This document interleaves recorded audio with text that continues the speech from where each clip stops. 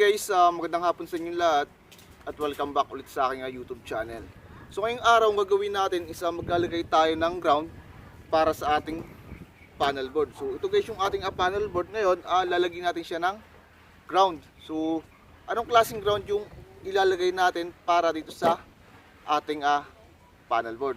Ngayon guys, pag tayo bumili sa hardware ng ganitong klaseng breaker na plug-in type, yung ating panel board is wala siyang ground. Ngayon, ang ginagawa natin, tayo na lang yung naglalagay ng ground para sa ating mga panel board.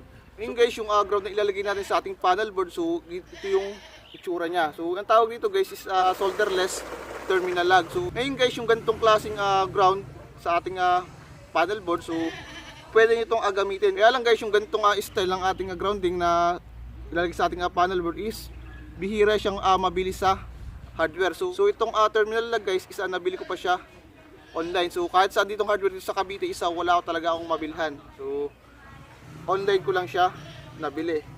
And then guys, ito ang tanong. So bakit nga ba tayo naglalagay ng ground pagdating sa ating mga panel board? So simple lang guys. Kaya tayo naglalagay guys ng mga ground pagdating sa ating panel board is pinoprotektahan kasi natin yung ating mga appliances. So isa yun sa dahilan kung bakit tayo naglalagay ng ground. So ikalawa is protection guys sa mga electrical shock. Okay, and then guys, isa protection din sa kidlat at sa ating mga ilaw. Ngayon guys, dito sa Cavite, so ang gagawin natin ditong wiring installation is line to line connection. So hindi katulad dun sa aming lugar sa probinsya is line to neutral. Ngayon guys, ang line to line is ang connection niya, ang kanyang linya is yung kanyang line 1 at saka line 2 is both siya mayroong supply. So 110 volts parehas yung kanyang supply at saka isang ground. So ngayon guys, yung ating linya na mula sa ating service provider is pagpasok sa ating service entrance is meron tayong 3 wire. So yung dalawang wire doon, isa yung ating line 1 at yung ating line 2, which is yun yung ating supply na meron siyang 110 volts, at yung isang wire natin is yung para sa ating ground na connected sa ating panel board direct sa ating lupa. Okay. So ngayon guys, ang gagawin na natin is lalagyan na natin ng ground yung ating panel board. So ito yung ilalagay nating ground. So ang tawag dito guys is solderless terminal lug. Ngayon guys, marami tayong klase ng pwedeng ilagay sa ating panel board. So wala lang akong makitang terminal block na katulad itong ilalagay ko sa screen. So wala akong available niyan. Ngayon ito lang yung nabili ko online kasi guys medyo mura siya. Ang lalagyan lang naman natin ng ground dito sa bahay na ginagawa natin is yung para lang sa mga SPOs, yung mga special purpose outlet natin. So tulad ng rep, yan, aircon, tsaka yung ating heater. So hindi naman ganun karami yung ating SPO sa loob ng ating bahay. So guys, ito yung ilalagay nating terminal lug para sa ating panel board. So yung sukat nito is 22 mm. So sapat lang ito guys para sa ating mga grounding conductor, para sa ating mga SPO or yung ating mga special purpose outlet. So guys, ang gagawin natin is install na natin siya dito. So sa pag-install guys, kailangan gagamit tayo ng barena. So which is meron ako rito. Ito. Ayan. So yung sukat ng ating bala para dito is sapat lang para sa ating bolts and nuts. So para sa ating terminal lug. So ito siya guys. So sukat lang guys yung ating bala para dito sa ating bolt and nuts. Okay. So ito guys yung ating kakabit na grounding para sa ating panel board. So ito yung ating terminal lug. So ayan, tanggalin muna natin yung yung bolts tsaka yung nuts para ma-install natin sa ating panel board. Ayan, tanggalin ko muna siya. Ayan. So make sure na hindi mawawala ito kasi mahirap na. Ayun guys, yung ating paglalagay nito, so ilalagay lang natin siya rito sa gilid ng ating panel board. So dito lang natin siya install. Ayan. So pwede natin siya diyang ilagay. Ayun guys, ang gagawin natin is gagamit tayo ng barena. So yung barena natin, ayan, yung bala natin dito is pang bakal yan. So hindi tayo pwedeng gumamit ng pang semento. Ngayon, ang position ng ating groundings dito sa ating panel board, so dito ko na lang siya ipoposition sa parte ng gitna. Okay, so dyan natin siya ilalagay. Ngayon, bubutasan natin siya. Dyan, patong ko lang.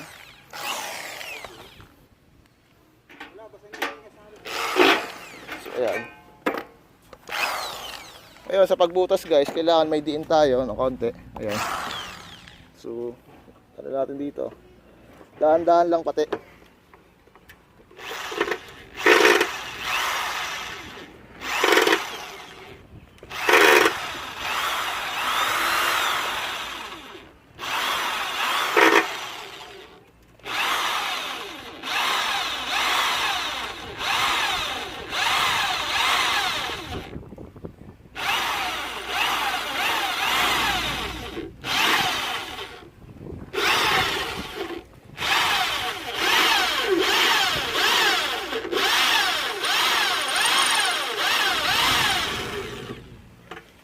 medyo makapal yung case, ayaw pumaon.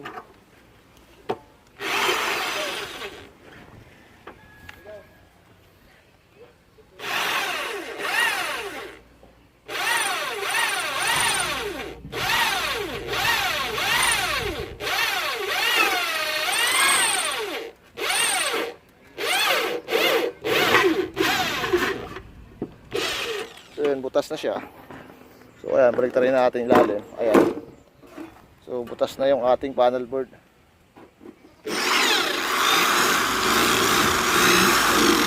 Ayan. So okay na siya guys. Puta na. So yun guys, nabutas na natin yung ating panel board. So ayan. So medyo makapal yung ating case, kaya medyo nahirapan din tayo pagbutas nito. Ngayon, ang gagawin natin is tatanggalin muna natin to, yung likod. Ayan. Kasi dito natin ilalagay yung ating bolts and nuts. So ito yung ating bolts. Ayan. So dapat sakto lang siya rito. Ayan, natatanggalin ko muna yung likod niya. Ayan. So, gamit lang kayo nito. Side cutter. Ayan. Para malinis lang natin siya. Ayan. Ayan. So ayan yung ating terminal lug. So ito, ayan. So ipapasok na natin siya rito sa ating panel board. Ayan. So yung ating paglalagay, yung ating bolts na, so sa likod natin siya ilalagay. Ito. Ayan. So ipasok siya rito. Ayan. So saktong-sakto lang yung ating bolts. Ayan, pasok na siya dyan. Ayan. So after natin ipasok guys, so dito sa ating panel board, ayan, so ipasok na natin yung ating terminal lug. So dito, ayan, so naipasok ko na. Ayan. Ngayon dito, lalagyan natin siya ng washer.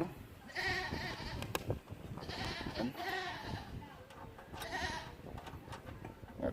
Washer. And then, tsaka yung kanyang nuts. Ayan. So, ayan. Ayan. So, ayan siya guys.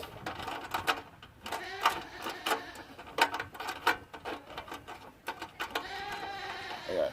Ayun guys, ang gagawin natin sa gamit kayo ng yabe, ayan, para maigpitan natin yung terminal lug dito sa ating panel board. So, gawin nyo guys yung ating yabe, so isusuporta na lang natin sa likod. Yan, dito. And then, dito. And then, higpitan na lang natin.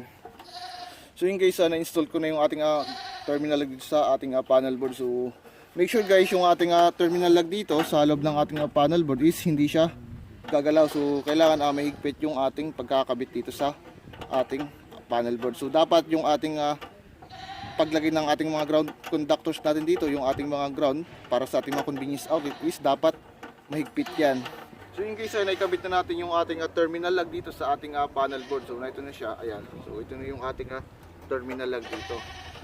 Ayun guys, dito sa ating terminal lug, so dito natin ikakabit yung ating mga ground conductors mula sa ating mga SPOs or sa ating mga convenience outlet. And then guys, yung ating ground dito sa ating panel board is connected yan sa ating lupa. So sa ating earth ground dun sa ating mismong pagkakabitan ng ating metro or yung ating meter base. So meron ako ritong sa harapan na ground rod. So ito yung ating ground rod na ibabaw natin sa lupa. So yung haba guys, yung standard ng ating ground rod dito is dapat 8 feet. Napakahalaga ng bagay na meron tayong ground sa loob ng ating bahay. So malimit guys kapag ako nagto-troubleshooting. So yung ibang mga bahay is malimit is wala na silang ground pagdating sa ating panel board. And then yung iba naman, yung ating ground is ang ginagawa ng mga electrician ay itinatap na lang siya sa ating mga screw. So mas mga ganyan. And then sa case ng ating panel board. And then guys, yung ating mga SPO is minsan is hindi na nalalagyan nila ng ground. So which is mali siya. So dapat pag tayo maglalagay ng ground sa loob ng ating bahay is dapat meron din yung ating mga SPO. And then meron din yung dapat yung ating mga appliances. So kasi guys, napakalaking bagay na merong tayong ground pagdating sa loob ng ating bahay. Kasi una is na pinoprotektahan natin yung ating mga appliances pagkakaroon ng mga electric shock, syempre sa kidlat na rin. So ganoon lang guys yung idea. So tinuro ko lang sa inyo kung ano nga ba yung kahalagahan ng ground pagdating sa loob ng ating bahay or sa ating mga panel board. So in case ang gagawin natin is mag-shoutout na tayo. So shoutout tayo kay Sir Carl Paulo Olager. Sir, shoutout po sa maraming salamat sa panonood. Kay Jeyo Pancho ng JAI Philippines, isa siyang facility maintenance. Sir, shoutout po sa maraming salamat sa panonood. And then shoutout tayo kay Christian Lumerio. Sir, shoutout po sa inyo. And then kay Anton Medina, sir, shoutout po sa inyo. Kay Mr. Dance ng Tabaco City, Albay, sir, shoutout po sa inyo. Maraming salamat po sa panonood. Kay RJ ng Quezon Province, sir, shoutout po sa inyo. Kay sa barangay Kulasyan, Kapuotan, Leyte, so shoutout po sa inyong lugar. And then kay Sir Randy Natino ng Rodriguez Rizal, sir, shoutout po sa inyo. Maraming salamat po sa panonood. Kay Bebot Ramos Mamad ng Alamba, Laguna, sir, shoutout po sa inyo. Maraming salamat po sa panonood. So hanggang dito na lang guys, sana may naintindihan kayo. So sa mga di pa pala sa akin nagsusubscribe guys, sana guys suportahan yung channel ko and click notification bell para lagi update sa aking bagong video. So sa mga gusto mong pa-shoutout, ang gawin nyo lang is comment lang yung pangalan nyo and address para sa sunod na vlog is ma-shoutout ko kayo. So hanggang dito na lang guys and see you in my next vlog. Thank you.